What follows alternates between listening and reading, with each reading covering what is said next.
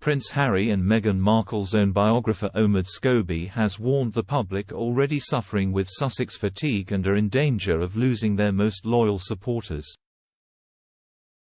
He was speaking on the recent Royally Obsessed podcast episode, and was asked by hosts Rachel Bowie and Roberta Fiorito whether he thought people were experiencing fatigue from the couple. Mr. Scobie replied, "In many ways, how can a regular person not have Sussex fatigue at this point?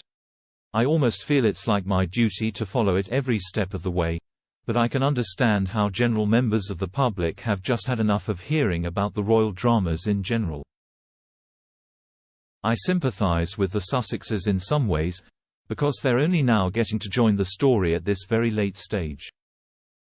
For many years, they weren't able to share their side.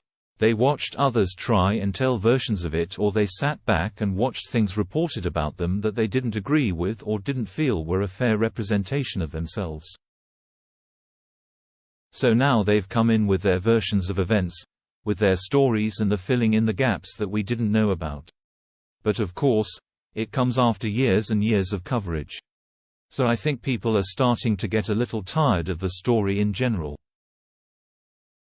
The couple's biographer insisted Harry and Meghan's arguably intense approach serves them because they want to move on.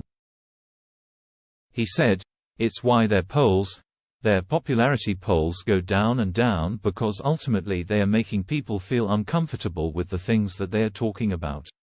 Sure, there are also people that think enough is enough. We're tired of hearing about you.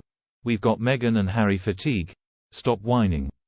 There are also really valid conversations that just make people feel freaked out.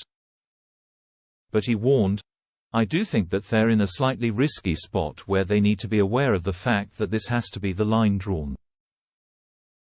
Otherwise, I think people, even the most staunch supporters, will start to feel the frustration of not seeing the couple move forward or find that happiness they talk about.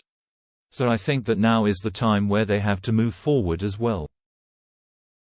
Otherwise, they'll become synonymous with drama for the rest of their lives, just like what the royal family struggles with, and I don't think that that's a place that anyone particularly wants to be."